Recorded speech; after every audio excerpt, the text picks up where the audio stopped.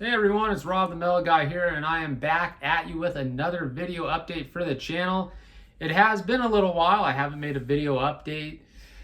As you can see from, if you want to check my channel, the last video, it's been some time, and I think that the reason for that is I haven't had a lot to really discuss, and at the time I was thinking I'd try to make a video. I was thinking I should try to be a little more regular with the videos, but it's difficult because if I only have a few vinyls to show, I just feel like I have to do a bunch of extra time talking, and I'd rather have just waited. And I'd say I had tried to make one and I just didn't like how it turned out, and also the lighting too. That's another issue I have sometimes with the lighting, the camera setup. So I decided to just delete that, and since by this time now, I feel like I've had more vinyls to kind of talk about, new additions to the collection, and that's what I try to do with the channel here. Definitely talk about some topics, throw random stuff in, and I felt, give myself some more time to get some vinyls and new additions to the collection to talk about, and that's why I decided, okay, time to make a video, give the people that watch this channel, which I do thank you for supporting, and if you're new, welcome, and make sure to like and subscribe. I just like to talk about the music I enjoy, mainly hard rock, heavy metal, and I need to have a little more, in my opinion, to kind of talk about, because I had like 2 releases, and it was like, man, I'm really stretching to talk about these releases. So yeah, I'd go over what I had purchased, and actually most of these albums I had ordered through Hell's Headbangers. So that was another thing. I had orders coming, so I thought it would probably be best just to wait. So here's Malignancy. Got this. In Uterine Cannibalism. Had this for a while. Like I said, the last video I tried to make. This is just on black vinyl. Definitely like the album cover. If you're a fan of brutal, old school death metal, East Coast, these guys, Danny Nelson, killer vocalist. I'm not a huge fan of a lot of the bands what I would say have copied or kind of taken what Malignancy established on this release and kind of went forward, to be honest. Especially modern bands, I feel like it's just blatant rip-offs. But to me, what I liked about this was the guitar playing. There's some really sick riffs, catchy riffs too, right? There's stuff that just sticks in your mind. Rotten Seed, the first song, is actually, I think it's a really catchy riff. Waterlogged Corpse, that's another really good song off here. So yeah, wanted to pick this up. I know Hell's had copies. They put it out. Then I got Suffocation, Pierce from Within. Yeah, Long Island death metal band. Seen them live. Great. What about this, which is cool, is it's on blue vinyl. Yeah. Suffocation. More of a fan. The first album was my favorite from them, but definitely like Pierce from Within. Good songs on here, catchy songs, brutal songs. That's why I like their early releases, because there's some hard-hitting, intense technicality, insane blast beats, but there's also those grooves that just hit you, right? And they just kind of throw you into like that kind of hypnotic, brutal, catchy state. And I thought they had a lot of that, just like stuff that just kind of grabs you. And I'd probably say, what was it? My song is Synthetically Revived is my favorite track off of this. But this album cover, of course, is amazing. Great artwork. Always liked it. And then from Hell's, recently I got Sigh. There you go. This is a sick release. As you can see there. Sigh, if you are not familiar, a Japanese band, black metal mixed with kind of some progressive rock elements. But this is Scorn Defeat from Sigh. They're still doing stuff, and they're actually going to be touring. I haven't really been like a huge fan of the new material they put out. It's all right. I prefer the early stuff. This is cool. It's on white vinyl. Peaceville Records put this out, but Hell's had a bunch of copies on their website. So, Victory Takani, good songs, and I like it. You get the artwork. And actually, Euronymous put this out on his label. It was Death Like Silence, I think, was the first to put Sigh's music out. And interesting how Euronymous from Mayhem was good, corresponding with Japanese in the underground, and Psy, you could hear, yeah, they were influenced probably by like Norwegian black metal, but they also did some, you know, certain things different, right? To me, they kind of go, they're unorthodox. As much as they are black metal, they go off in their own kind of direction. The piano playing, which is amazing to hear, right? You get to hear these like random piano like parts thrown into the songs, the time signatures. Now there's just some really good music from them, and I just like it because I'm a huge fan of prog rock, as you can see the Rush poster behind me. So again, when I first heard this, I was like, wow. And they have some other really good releases. Their early stuff, the demo and the early, I think the EP one of their EPs I really like. So definitely gonna probably try to pick up more if they have it on the website I saw at Hell's. But this one, when I saw it right away, I had to get this. Grin from Coroner. Quite possibly, this is my favorite Coroner album, which I know some people might look at me and go, really, you don't like the early stuff? Some people say, what about the demos? And what about, Mental Vortex? I like those releases, but it was just when I heard Grin, there was just something about how this album sounded, and it felt like a prog rock metal release. It just had the sound, it had the time signatures, the groove too. We want to talk about some really catchy songs like Serpent Moves. Man, that is a good song. And then Grin Nails Hurt. If you listen to that ending arrangement, the way the drums and everything, the guitar, it reminds me of like something like you hear from like Rush. Like it has like a Rush feel, but through a metal filter, which I gotta say, this whole album has just got some just catchy songs, good riffs. Like, you want to talk about solid riffs. Tommy Barron is an amazing, like, truly tremendous guitarist. And I got to see him recently. They played in San Jose with Heathen. Heathen put on a killer set as well. And they played songs off Grin, which I was happy. But there is a little bit of a downside to that show. I'll talk about it, but I got to show this. It's a double LP. Put it there. The color, smoke kind of vinyl. Looks really cool, doesn't it? Really like how this turned out.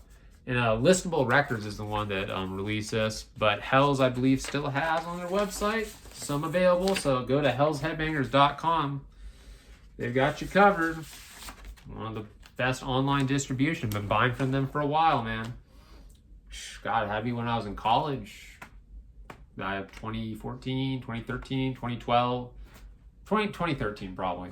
I think it was because Count Blageroff was talking about him to me. And when I interviewed him, for the channel, for the radio show, my college radio show. And he was talking about Battery Nordland. And I was like, sweet, I'm a huge fan of Battery Nordland. They have copies? And he was talking about it because on his channel he had brought it up. So I had asked him, and sure enough, that was when I started buying from Hell's Headbangers. But to the concert, seeing Coroner, they had not played, from what I had gathered, the West Coast, or actually I think in America, but I know the West Coast for sure, since like the 90s. It had been years. So a lot of like older metal, like hardcore thrash fans, metal guys were there, really pumped to see him. And what happened was, and I don't know who's at fault, but Coroner started, they played like 2 songs, and there was some kind of clicking, buzzing going on with the monitor. It was something to do with the drum monitor or something was going on. And anytime you hear the, was it the bass drum? There would like be this crackling sound, and it just, the sound engineer had to come up, and he said, the sound guy's like, hey guy, everybody, got to stop it. We got to work on, fixing this technical issue. And they were working. They weren't like sitting around lollygagging, with their hands up their butts. They were working hard trying to figure it out. The thing about it was an all ages show, which the Ritz has been doing. So they had to finish in like a certain amount of time. Like they had to really there was you have to finish by I think it was 11:30 for San Jose's curfew, right? For anyone under 18, which I'm aware of that. I'm aware of the laws of the areas here. I'm really good when it comes to regulations and cities and other things. I have a knowledge of it, even in my profession, that pays so I can buy vinyls.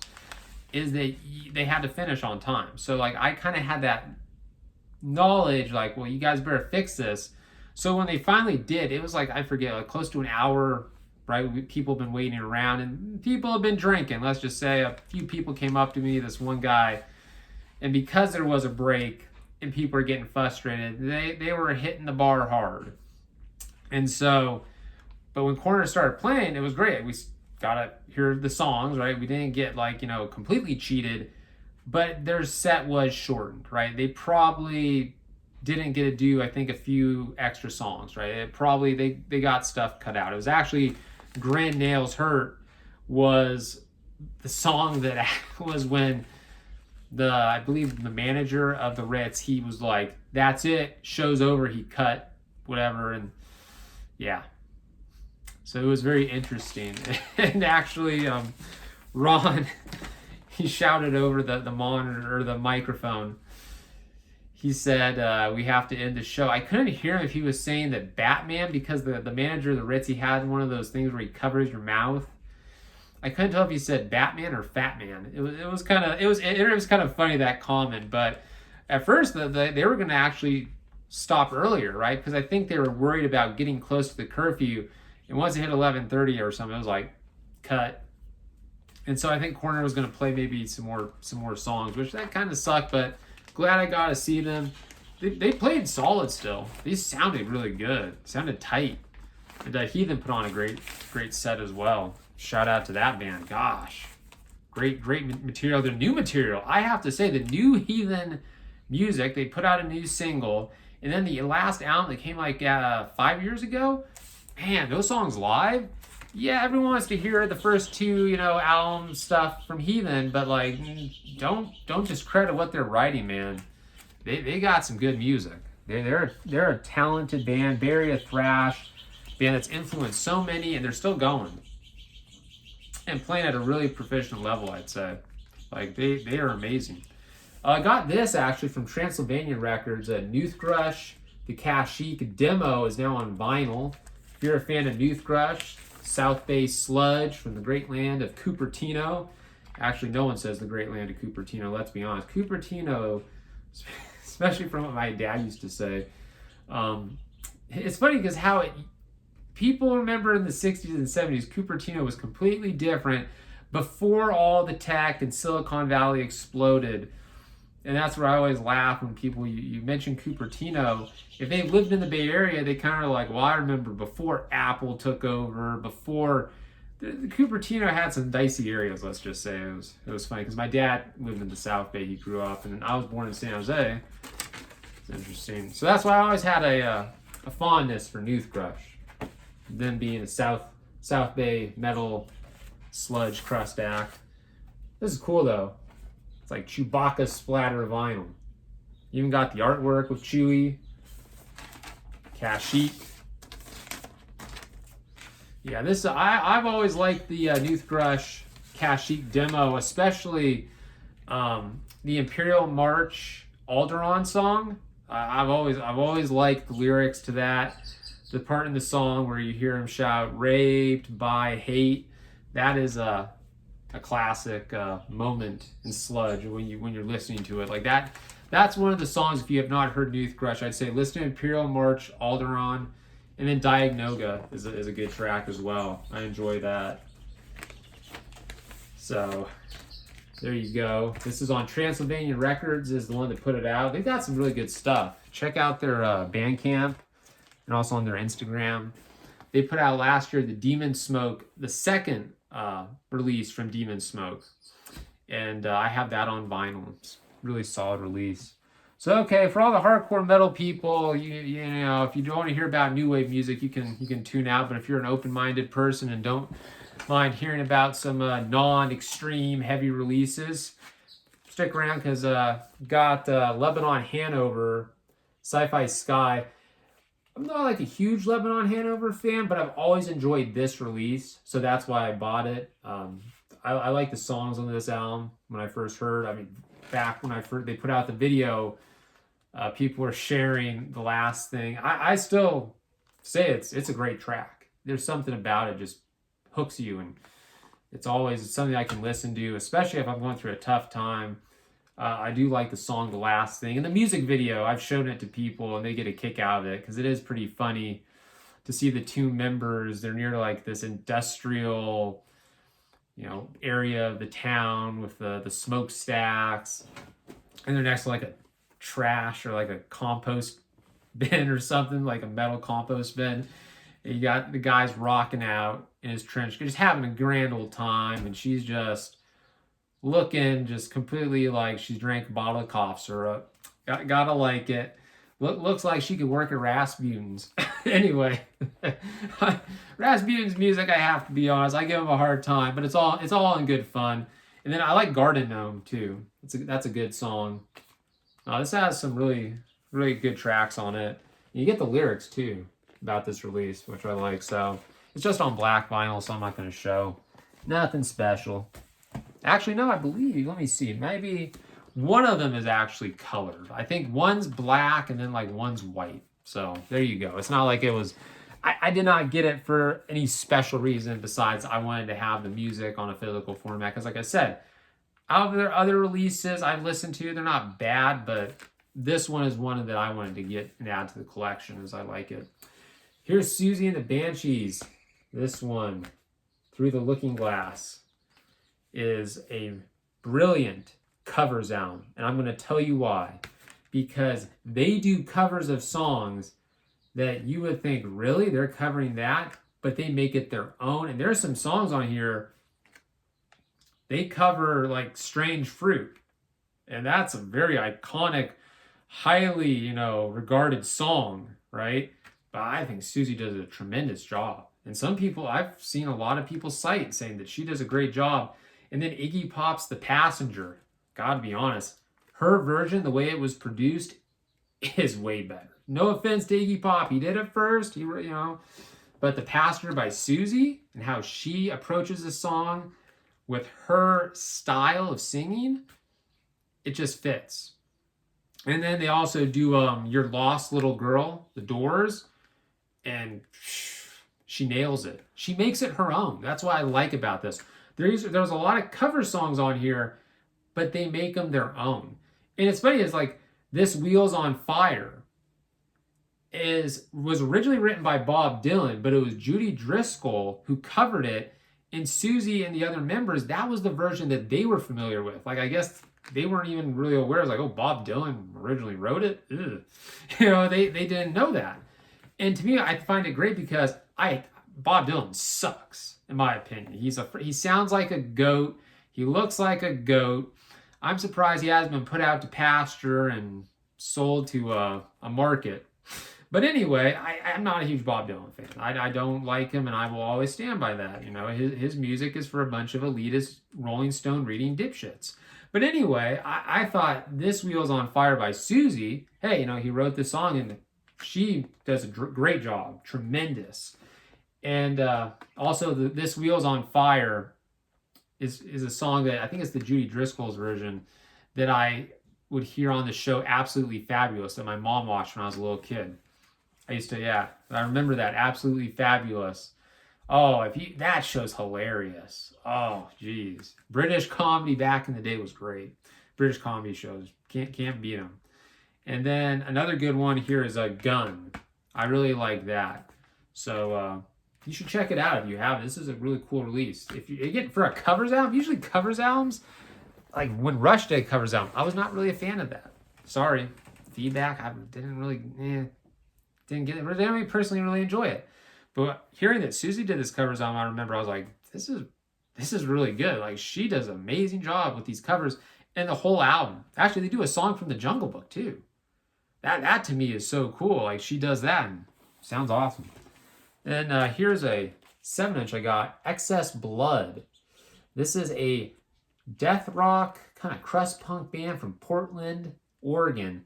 And man, it kind of reminded me of like TSOL vibes a little. Yeah, the early TSOL, that kind of dark punk with the death rock feel. But there you go. You get the little artwork. And this is from Unlawful Assembly is the label. So if you want to maybe get a copy, get some lyrics, You know, it's kind of cool. Yeah, Excess Blood. Really like how this came out. Got this. Yeah, I would recommend if you're a fan of death rock, punk, crust punk, kind of like I said, a little bit of a TSOL vibe at times. Can't get it in. I'll deal with that later. And then let's say, this is what is interesting about the channel. If you've watched before and you're new and you want to maybe get a recommendation for some manga, because I do like manga. I've got the Nico Robin poster, and I'm also a big fan of Junji Ito, horror manga artist. His artwork is phenomenal. Truly captures the horror vibe of his stories. He has so many great releases. I can go on and on about Junji Ito, but I recently picked this one up when I went to San Jose to Kinokuniya. This is called Censor, and it's a very interesting story dealing with the battle between light and darkness in the universe. And there's kind of like some themes of good and evil going on in here. Also, in a lot of his stories, there's usually people become possessed or their faces look, I'll just show you the back cover there, like some deformed entities, right? Which I've always liked the facial like expressions, how these people, the agony, the horror, he captures it so well, like in his stories throughout. And some artwork of here, like he is such an amazing horror manga artist, one of the best. So if you are into horror manga, check out Junji Ito. This one I just would say, hey, if you're a fan of his and you haven't, check it out, Censor. But there's so many other ones that I would recommend. Uzumaki is a classic. I got right here, I've got Ramina, I've talked about. And then this is compilation of stories that came out not too long ago. This is Moan. Might have mentioned it before. Fragments of Horror, I know I mentioned on this channel because it's crazy. It's like, I feel like a lot of what Junji Ito does, metal people can kind of appreciate because it's diving into like that dark, inhuman kind of world, right? And the kind of the themes of monsters, good, evil, light, darkness, death. There's a lot of connections. So yeah, I'd highly recommend it. All right, people, if you've enjoyed this, make sure to like and subscribe. I'm Rob the Metal Guy. Check out the channel. I'll try to come up with more videos and be a little more on a schedule, but like I say, I do my best, so we'll see. All right, everybody, later.